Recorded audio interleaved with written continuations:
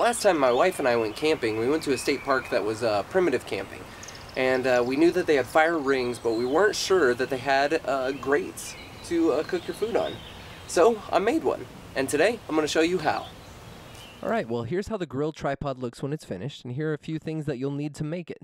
You'll need 3 pieces of 4-foot rebar, you'll need about 10 feet of chain, you'll need a 1-inch welded ring, and some S-hooks and a grill grate. Now the first thing to do when you are creating your tripod is to take your rebar here. This is just standard 3/8 rebar that I got from my local home center. And the first thing to do is to measure and to mark a distance. I've chosen 1.5 inches, and this distance right here from the top of your bar is where you will place your stop washer. So now that you've placed your washer on the rebar, go ahead and place the rebar in a vise, and this will hold it steady as we weld it. Now I'm just going to use a simple wire welder. This is a flux core, inexpensive welder, just to tack this in place. Now you can also see here that my 1.5 inch mark is all the way up here. After doing some measuring and figuring, I found that about 3 inches, 2 3/4 to 3 inches is going to be a better length, and so I'm going to actually do it down here. I'm going to quickly tack this, and then it should be good to go.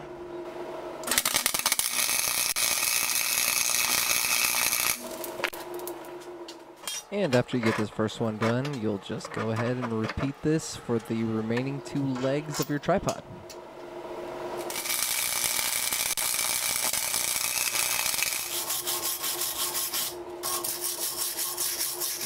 Another way to make a stop if you don't have a welder to weld a washer to your rebar is to simply drill a hole through it. If you drill a hole through it, it allows you to put a cotter pin through, or like an R-clip through your rebar, which essentially serves the same purpose as the washer, which is keeping your retaining ring from sliding down your rebar. Speaking of that retaining ring, go ahead and grab it now, we're going to use it. So now that I've got these all welded up to where they need to be, I can do a test fitting with that ring. Here you can see how the heart of the system works. The retaining ring holds the tops of the 3 pieces of rebar together, while those washers prevent that ring from sliding down too far. Alright, now it's time for your chain. The first thing we want to do is count 15 links of chain up the chain. Once you've gotten to the 16th, go ahead and cut on the 16th link. And that leaves us with a section of 15 links. And we'll set that to the side. We'll get rid of the link that we cut, and then we'll repeat that whole process 3 more times so that we have 4 pieces of chain that are 15 links each. Alright, now that we've got those pieces cut, we want one piece that's about 4 feet long. And what we're going to do with this piece is we're going to take our S-hooks, and we're going to set aside 4 of them for the 4 shorter pieces of chain. We're going to grab one for our 4-foot piece of chain, and we're going to put one to the side because you won't need it. So now we're going to take that one S-hook, and we're going to connect that to our 4-foot length of chain. This is going to be the S-hook that holds the other chains all together. Speaking of those, that's what we're doing now. Take the ends of each of those chains, just one of the ends, and slide it onto the S-hook, and then we'll crimp that closed, and that way they're all connected together. Those little chains are the chains that will hold the grill grate. Now that we've done that, we add an S-hook to the end of each one of those chains to clip to the grill grate itself, and that's pretty much it with the chain. Now the next step in making this tripod grill grate stand is connecting the chains to the grill grate itself.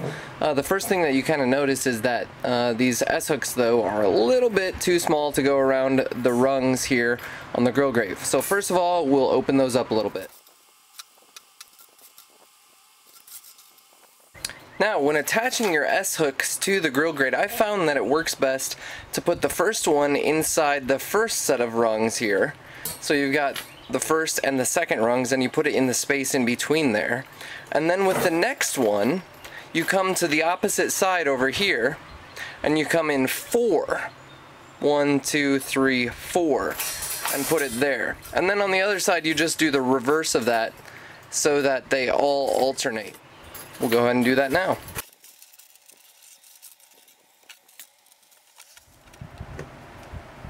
So now that I've got them placed where I want them, I'm going to go ahead and just tighten up the S-hooks around the grill grate itself.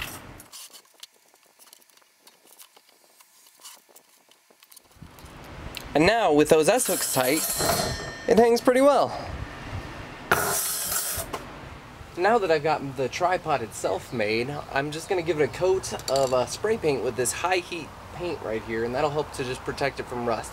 I've already gone across it and knocked off most of the surface rust that was on there. Now, just give it a coat and it should be good. Yes, I know I should be wearing a respirator, but as you can see from the paint trail, the wind was blowing pretty good that day. So now we'll let it dry for a while. To hang your grate, all you have to do is loop your chain around the top. And of course, you can set it as high or as low as you'd like. You can even widen the base out if you need it to come higher still. So that's it. That's all it takes to make a grill grate tripod system for camping, for hiking, whatever you want to do. It's easy, it's affordable, and it's DIY. Hope you enjoyed.